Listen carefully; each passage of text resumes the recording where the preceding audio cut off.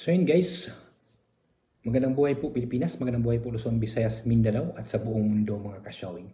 So for today's video mga ka-showing ay atin pong pag-usapan ito pong komento, no? Mayroon pong isang nag-comment po kasi sa akin sa isa ko pong post na video, no, tungkol po sa fixed term seating po ng BSKE mga ka-showing.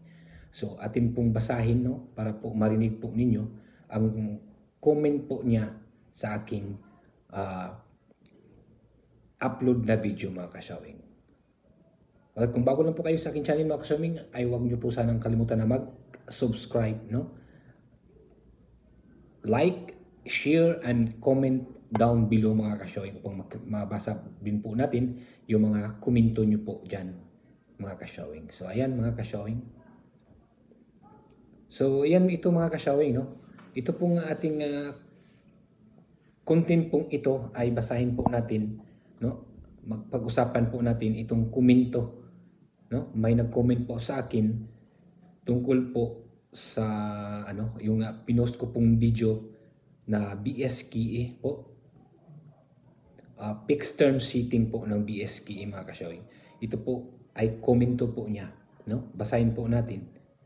Ang sabi po niya mga ka-showing ay si po ito, no? Si GC Calvinto. No? GC Calvinto po. Ito po ang comment niya po dito sa video ko. Sabi niya, nag-reply daw po, no, si Congressman Arnan. Sabi niya, reply ni Kong Arnan sa akin, no, sa kanya daw, sa June daw ang commitment ni Martin Romualdez sa kanila sa magaganap na butuhan para sa barangay iski term seating, no? Iyon po daw ang sabi ni Congressman Arnan kay GC Calvinto, na nagsabi daw po si Martin Romualdez na sa June na daw, no, magbigay siya ng commitment tungkol po dyan sa fixed term seating ng BSKE mga ka-showing. Kaya sana nga po mga ka-showing ay matuloy po na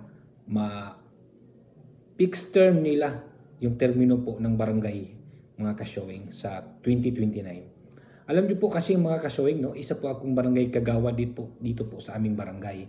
So kasalukuyan po akong andito po ngayon sa barangay hall, no, dahil duty ko po ngayong araw na Martes mga ka-showing. So ayan, ipapakita ko po sa inyo. Ayan po. Di ba? Andito po ako ngayon sa Andito po ako ngayon mga ka-showing, no, sa barangay hall, no, kung saan naka-duty po ako. Sana nga po pagbalik po nila sa June ay may sa batas na yan. Dahil umaasa din po ako mga ka-showing. Marami din pong nag-comment na sana matuloy sa December. Pero sa akin, sana po hindi matuloy. Kasi isa po akong barangay kagawad mga ka-showing, no? Second term po ako. So gusto ko sana na hindi sana matuloy sa December para sa 2029, kung sa 2029 may isa batas yan. So hanggang doon na lang tayo, no? Dahil second term po ako. Second term pag maka-benepisyo po dito sa fixed term seating ngayong 2029 ay hindi na po makakatakbo. So hindi na po ako makakatakbo ngayong darating na 2029 kung matuloy po itong fixed term seating mga ka-showing. Kung hindi naman matuloy ngayong December ay tatakbo pa uli ako, no? Pang third term. So sana nga po ay totoo itong komento, no, ni GC Calvinto sa aking in-upload na video mga ka-showing 2 days ago mga ka-showing, no? Ang sabi daw na pagbalik na lang daw sa June sa Congress yung commitment po ni Martin Romualdez about dyan sa ski term seating mga ka-showing. So sana nga po ay hindi po matuloy no ngayong December para lahat ay masaya no. Pero pasensya na po, humingi po ako ng pasensya at sorry po sa mga gusto pong matuloy sa December. Sa inyo din po 'yan no. Komento din po ninyo 'yan. No, dahil kami ay kahit ako umaasa din po na sana po ay may sa batas yung fixed term seating na yan mga ka-showing.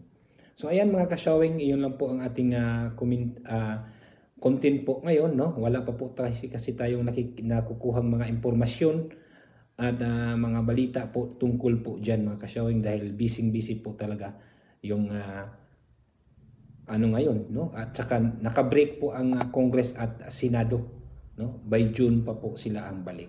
So ayan mga ka-showing, ay sana po ay nagustuhan niyo po itong video ko pong ito at please like, share and comment po down below upang makita ko rin po yung mga komento niyo po diyan mga ka-showing.